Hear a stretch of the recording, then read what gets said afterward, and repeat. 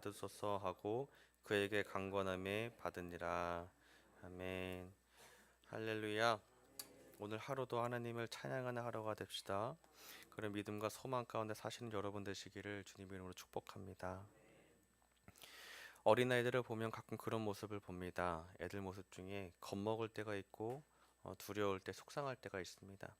그런 애들의 모습을 보면은 아이들이 가끔 자기 혼자 그냥 울고만 있는 게 아니라 누군가를 찾는데, 누구를 찾냐면 엄마 아빠를 찾습니다. 애들이 두렵거나 겁먹거나 속상할 때가 있으면 꼭 엄마 아빠를 찾습니다.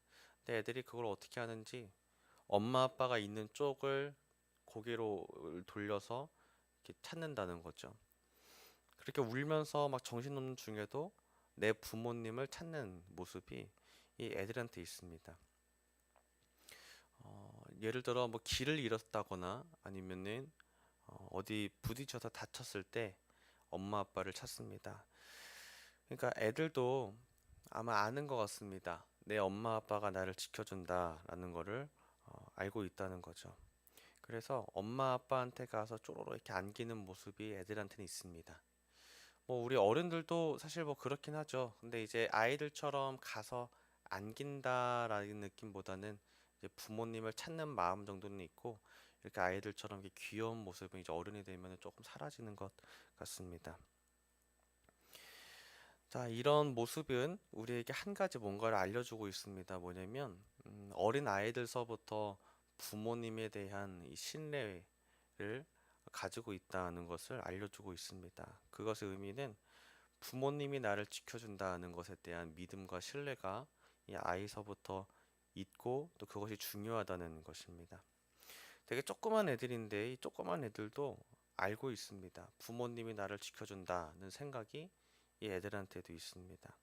근데 이 애들이 부모님이 나를 지켜줄 것이다라고 하는 거는 이 믿음인데 아주 순수한 믿음이죠. 순수하게 정말 부모님이 나를 지켜줄 것이다라고 하는 그 믿음이고, 그리고 부모님도 아이를 사랑하기 때문에 이 관계가, 유대 관계가 아주 참 깊은 겁니다. 예수님께서 어린아이에 대해서 한 말씀을 하신 적이 있었습니다. 언제냐면 한번 이런 말씀을 하신 적이 있습니다. 천국에서 큰 자가 누구냐? 천국에서 큰 자는 어린아이와 같이 자기를 낮추는 자다라고 말씀하신 적이 있습니다. 천국에 들어가면은 많은 사람들이 자기가 크다, 자기가 작다 이렇게 할 거라고 생각을 하지만, 예수님 말씀하시기를 진짜 큰 자는 누구냐면 어린아이와 같은 자다. 어린아이와 같이 자기를 낮추는 자다라고 말씀을 하고 계신 거죠. 자, 이거는 이렇게 생각을 해볼 수 있습니다. 하나님 앞에서 어떤 사람들은 어린아이와 같은 사람이 있고, 하나님 앞에서 어떤 사람들은 어른 같은 사람들도 있습니다. 뭐 성숙하거나 생각이 깨어 있다 뭐 이런 정도를 얘기하기보다도 지금 얘기하고 계신 것은 자기를 낮추느냐 낮추지 않느냐의 차이입니다.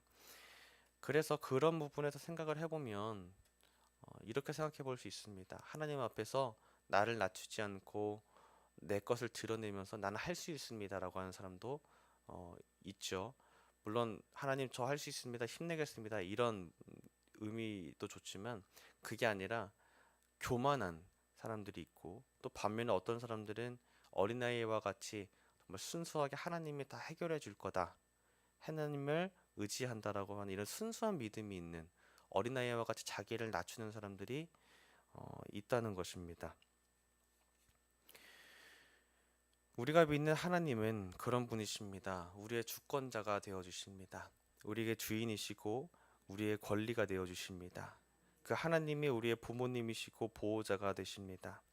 그렇기 때문에 우리가 어떤 상황을 마주 하더라도 달려나가야 할 품이 어디냐 명확합니다. 우리가 가야 할 곳은 하나님의 품입니다. 우리가 힘들거나 아니면 막막하거나 두렵거나 의지할 것이 필요하다면 그냥 하나님 앞에 가서 이렇게 좀 이렇게 차림 잘 차리고 이럴 것이 아니라 정말 그냥 그대로 품에 쏙 안겨도 괜찮습니다. 아이처럼 하나님 너무 힘들었습니다, 도와주십시오 해도 괜찮다는 겁니다. 우리의 방향성은 하나님입니다. 그리고 우리가 하나님께 갈 때에도 다른 체면 차릴 거 없이 그냥 아이처럼 푹 안겨도 괜찮습니다. 하나님께서 어떤 말씀을 하신 적이 있었냐면 담대하라라고 말씀하신 적이 한번 있었습니다. 자, 이 말씀은 여호수아 1장 9절에서 한번 말씀하신 적이 있습니다. 모세의 후계자로 여호수아가 됐습니다. 선택이 됐습니다. 자, 이 여호수아가 아주 굉장한 긴장감과 이 막대한 부담감을 가졌을 거라고 생각을 합니다. 그런 여호수아가 이제 처음 이 정복 전쟁을 시작하기에 앞서서 여호수아서 1장 9절에서 하나님께서 직접 말씀하시기를 담대하라라고 말씀하시죠. 한번 읽어보면요. 같이 읽어봅시다. 시작. 내가 내게 명령한 것이 아니냐? 강하고 담대하라. 두려워하지 말며 놀라지 말라. 내가 어디로 가든지 내 하나님 여호와가 너와 함께 하느니라 하시니라. 아멘. 자, 여기서 봐야 될 것은 하나님께서 명령하셨다는 것입니다. 강하고 담대하라. 두려워하지 말라. 놀라지 말라. 너가 어디로 가든지 내 하나님 여호와가 너와 함께 하느니라 이렇게 말씀하신 거죠. 어디로 가든지 함께 하시겠대요. 자, 여기서의 핵심은요. 하나님께서 함께 하신다는 겁니다. 자, 이제 너가 뭐든지 다 할 수 있어. 이것보다도요. 우리가 잊지 말아야 될 것은 내가 할 수 있다기보다도 하나님이 함께 하시는구나 이거를 집중해야 됩니다. 왜냐하면 내가 할 수 있다에 집중하면 하나님보다 나에게 집중하기 때문이죠. 하지만 내가 할 수 있다기보다도 하나님의 상황을 다 돌파하시고 열어주시고 내게 주신 달란트를 발휘할 수 있게 해주신 거지 내가 할 수 있는 게 아니라 하나님이 하신 겁니다. 자, 오늘의 말씀은 이것입니다. 하나님이 하신다. 하나님이 하십니다. 하나님께서 그래서 하나님이 직접 하시기 때문에 말씀하실 수 있는 겁니다. 담대해라. 내가 하기 때문에 너는 담대해라. 말씀하시는 겁니다. 오늘 본문을 보면 이 주인공 야곱이 그랬습니다. 야곱은요 지금 담대한 사람이 됐습니다. 그 전까지의 야곱은 겁도 많고 두려움도 많고 사실 또 고집도 있고 욕심도 있는데 막상 상황을 마주하고 나니까 겁이 많고 두렵고 막 이런 상황에 있던 사람이었는데 지금 오늘 33장에 되니까 돌연 다른 사람이 됐습니다. 지난 밤까지는 형 에서가 사람들을 이끌고 자기에게 오고 있다는 말을 들었을 때 내가 죽게 되었구나라고 해서 가슴이 심히 답답했다라고 말했던 사람이 야곱인데요. 자, 이 야곱이 그래서 살아남기 위해서 이런저런 꾀도 내보고 자기 지혜와 자기 방식을 찾아서 살 길을 도모하는 모습이 32장까지 나오게 됩니다. 그리고 그날 밤 단 하루의 그 밤에 하나님의 천사를 만나서 씨름을 하는데 야곱은 말하기를 하나님과 대면하였다라고 말을 하죠. 그래서 하나님과 만나는 이 밤에 이 하룻밤만 지났는데 야곱이 담대해졌습니다. 자, 그러면 도대체 그 밤이 무슨 밤이었길래 야곱은 전혀 다른 사람이 되었을까요? 그전에는 내가 정말 그 상황을 피하고 싶어서 이런저런 꾀도 내봤는데 잠도 이룰 수가 없어서 밤을 샜던 사람이 야곱이었거든요. 근데 이런 야곱이 그 짧은 단 하룻밤을 지낸 이후에 무슨 일이 있었길래 다른 사람이 되었냐는 거죠. 도대체 무슨 일이 있었길래 어떤 내가 정말 평생에 피하고 싶었던 그 상황을 이제는 마주할 수 있는 담대함과 초연함이 생겼더라는 겁니다. 오늘 말씀을 한번 보겠습니다. 야곱은요, 지난 밤에 무슨 일이 있었냐면 하나님의 천사와 씨름을 했습니다. 씨름이라고 얘기하는데 사실 이거는 이제 우리나라 번역으로 이제 얘기하는 씨름을 얘기하는 거고 이렇게 생각하면 됩니다. 가지 말라고 꽉 붙잡는 겁니다. 붙잡고 씨름을 하는 거예요. 가지 말라고. 그러니까 서로 힘겨루기를 하는 그런 상황인 겁니다. 하나님의 천사 누군가가 내게 와서 여기 성경에 보니까 그 밤중에 야곱과 더불어 씨름을 하더니라고 되어 있는데 서로 겨루면서 이제 몸싸움을 하는 거죠. 자, 근데 야곱이 왜 몸싸움을 하고 겨루었냐? 그냥 가지 말라는 겁니다. 나를 축복해 줘야 된다는 겁니다. 너무 두려워서 잠도 못 자고 있는 야곱이었습니다. 근데 우리도 그렇죠. 뭔가 걱정거리가 있으면 이런저런 막 전화도 돌려보고 사람들 도움도 요청해보고 방법도 구해보고 지혜도 내봐서 방법을 싹 마련까지 했더라도 잠은 못 잡니다. 또는 잠은 잘 들어도 계속 찝찝한 마음이 남아있죠. 그런 밤인 겁니다. 야곱은 지금 걱정이 엄청 쌓여 있는데 그 밤중에 하나님의 천사가 찾아와서 자기와 겨루었다. 다시 말씀드리지만 이 야곱이 결혼 이유는 나를 그냥 두고 가지 말라는 겁니다. 제발 축복을 해달라는 겁니다. 그런데 참 이거 보면은 좀 감명이 깊습니다. 여러분 우리도 하나님께 이런 정도로 매달려야 될 줄 믿습니다. 그냥 이 정도까지 해보고 안 되면 빠져야지 이게 아니라 끝까지 꽉 붙잡는 야곱의 이런 고집 정도는 있어야 될 거라 생각합니다. 하나님 복을 주십시오. 정말 기도의 응답을 바랍니다. 이 정도의 꽉 붙잡는 겨루는 마음 정도는 있어야 하나님을 만날 수 있다는 거죠. 자, 그래서 이 야곱이 그 사람에게 축복을 받습니다. 처음에는 사람이라고 얘기하는데요. 어떤 사람이?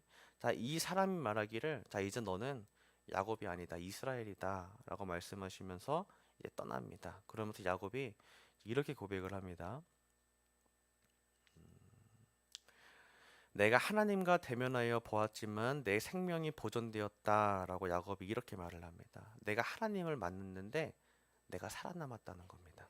내 생명이 보존되었다. 자, 그 전날까지는 내 생명이 죽느냐 사느냐의 문제였는데 이제는 확신하는 겁니다. 내 생명이 보존되었구나.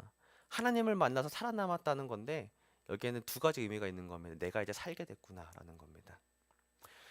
자, 그리고 나서 말씀을 알려줍니다. 브니엘을 지날 때 아침 해가 돋았고 겨루기로 인해서 이제 야곱은 다리를 절게 됩니다. 단 하룻밤이었습니다. 몇 날 며칠 몇십 년 물론 오랜 시간을 거쳐서 집에 돌아오는 훈련의 기간이 있었지만 정말 이 야곱이 자기의 의의를 포기하고 나는 죽게 되었습니다 하고 하나님을 만났던 단 하룻밤 만에 이 사람이 바뀌었습니다. 그 전날까지만 해도 내가 죽느냐 사느냐 두려움 가운데 살았던 사람이 야곱이었는데 이 하룻밤 만에 바뀌었거든요. 무슨 일이 있었냐? 하나님을 만났다는 겁니다. 자, 그런데 하나님을 만났을 때 이 의미가 중요합니다. 어떤 하나님을 만났냐면 나와 함께 하시는구나를 만났다는 겁니다. 하나님께서 내가 나를 만나주시고 내가 하나님을 만났는데 하나님을 대면했는데 살아남았다는 것은 하나님께서 나를 살려주시고 나와 동행하시고 함께 하시고 나를 인도하시는구나, 내 편이구나라는 것을 확인했다는 거죠. 그렇지 않습니까? 만군의 여호와 하나님을 만났을 때 이사야도 그랬던 것처럼 죽게 되었구나 그래서 발발 떠는 게 우리 인간의 존재인데 하나님께서 살려보내셨다는 겁니다. 거기에 많은 의미가 담겨 있겠죠. 하나님이 내 편이시고 나를 도우시고 나를 인도하시는구나 라는 거를 야곱의 한마디에 담겨 있는 거예요. 내가 하나님과 대면하여 보았지만 내 생명이 보존되었구나. 이 하룻밤 만에 야곱이 완전 바뀐 겁니다. 어떤 사람이 됐냐면 그 전날까지는 내가 맨 뒤에 맨 후미에 서가지고 생명 한번 지켜보려고 바짝 숨어든 사람이었다면 이 다음날 아침이 되니까 돌연 다른 사람에 대해서는 맨 앞장에 서서 내가 먼저 형 에서를 맞이할 수 있는 사람이 됐더라는 겁니다. 자, 그래서 이 결과는 그렇습니다. 야곱이 형 에서와 어긋맞춰 울고 이제 서로 다시 화해하는 관계가 회복이 되는 모습입니다. 자, 일단 첫째 오늘의 말씀에서 주고 있는 것은 우리가 깨달아야 된다는 겁니다. 내가 하는 것이 아니라 하나님이 하신다는 것입니다. 야곱을 봅시다. 그렇게 많은 지혜와 많은 꾀를 내고 방법들을 마련을 했지만요. 야곱이 살게 되었거나 했던 것은 최고의 지략과 최고의 전략을 잘 세워서 평온함을 이뤘던 것이 아닙니다. 하나님이 함께 하시는구나를 확인했을 때 내가 살게 되었다 확신했던 거죠. 자, 이거는 내가 하는 게 아니라 하나님이 하신다는 것을 확인하는 겁니다. 우리도 그래야 합니다. 하나님께서 하십니다. 자, 그러기 위해서는 하나님께 온전하게 맡기는 것이 중요한데요. 여기서부터 중간서부터 끝자락서부터 맡길 게 아니라 완전 처음부터 맡겨야 됩니다. 반대로 내가 맡아서 주도해서 담당하는 일이라면 그 결과의 책임도 내가 져야 되고 나에게 오는 위협도 결국 내가 져야 됩니다. 내가 받아야 됩니다. 내 반대로 시작부터 하나님께 맡김으로 시작한 일과 또 중간부터 늦더라도 그때부터 하나님께 맡긴다면 결과에 대한 책임도 하나님께서 지시고 인도하시는 분도 하나님이시고 위협이 오더라도 하나님이 앞장서서 막아주신다는 거죠. 그렇기 때문에 아주 중요한 것은 이것이 누가 하느냐는 것을 믿느냐는 겁니다. 내가 하느냐, 하나님이 하시느냐. 어떤 일이 있더라도 또 내 삶이 있더라도 문제가 있더라도 내가 하느냐 하나님이 하느냐의 이 방향성의 전환 자체는 결과가 달라집니다. 시작은 조금 했지만 나중에 하루가 지나면 이렇게 가 있는 것처럼 하나님이 하시는 것은 하나님이 책임을 지신다는 겁니다. 오늘 말씀을 통해서 우리는 이것을 배워야 합니다. 하나님이 하시기를 맡겨드리기를 소망합니다. 두 번째, 회복은 하나님이 하십니다. 우리가 온전한 회복, 온전한 역사, 온전한 완전한 것들을 꿈꿀 때 내 방법과 내 지략을 동원하기도 하지만 결국에 사람은 한계가 있거든요. 아무리 똑똑해도 여기까지 갈 수밖에 없는 게 인간입니다. 그렇지만 초월해서 가시는 분은 유일한 하나님뿐입니다. 그렇기 때문에 넘어서고 싶다면, 돌파하고 깨뜨리고 싶다면 내가 열심히 부딪힐 게 아니라 굳은 살을 마련할 것이 목표로 삶을 것이 아니라 돌파하는 분은 하나님밖에 없구나라는 걸 인정해야 한다는 겁니다. 하나님만이 돌파하시고 회복하시고 넘어서는 분이십니다. 그렇기 때문에 진정한 회복과 진정한 돌파와 진정한 이 힘은 하나님께 있구나 늘 믿으시는 우리가 되기를 소망합니다. 말씀을 정리합니다. 문제는 하나님이 해결하십니다. 내가 하는 것이 아니라 하나님이 하십니다. 하나님이 나와 동행하셔서 내 앞장서서 먼저 나가신다면 모든 회복과 모든 돌파와 모든 힘은 하나님이 직접 하시는 겁니다. 그럼 우리가 할 것은 믿기만 하면 됩니다. 그냥 뒤에 바짝 붙어가지고 하나님만 잘 따라가면 앞에서 다 하신다는 거죠. 그럼 우리가 누리는 그 기쁨과 영광은 무엇이냐? 아버지 하나님이 받으셔야 될 영광과 기쁨이 나에게도 누려지는 은혜인 겁니다. 내가 마땅히 받아야 될 영광이 아니라 하나님께서 받으셔야 할 영광을 나에게도 주시는 겁니다. 우리의 기쁨은 여기에 있습니다. 내 주권자이신 하나님이 주시는 기쁨 속에 온전하게 누리는 겸손한 신앙의 자세가 필요합니다. 그러므로 우리의 삶 가운데 힘드십니까? 아니면 삶에 돌파해야 될 문제가 있거나 벽이 있거나 회복이 필요하거나 힘이 필요하십니까? 우리는 의심하지 말고 믿어야 됩니다. 아, 하나님이 돌파하시는구나. 그것이 10년, 20년이 걸리더라도 꼭 하나님은 기억하시고 함께 하시는구나. 이것을 의심하지 않고 믿는다면 정말 하나님께서 이 자리까지 우리를 인도하십니다. 이 은혜가 아주 큽니다. 우리 여러분들 모두에게도 하나님이 나를 책임지시고 인도하시고 하나님이 직접 내 삶의 주권자가 되셔서 직접 행하시는 은혜를 경험하시는 여러분 되시기를 주님 이름으로 간절히 축복합니다. 우리 찬송가 217장 찬송하고 기도하겠습니다.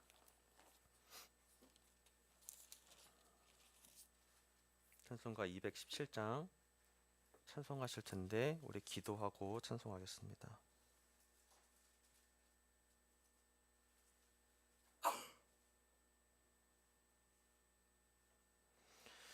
부활신앙 및 교회 부흥을 위한 기도 제목 민수기 14장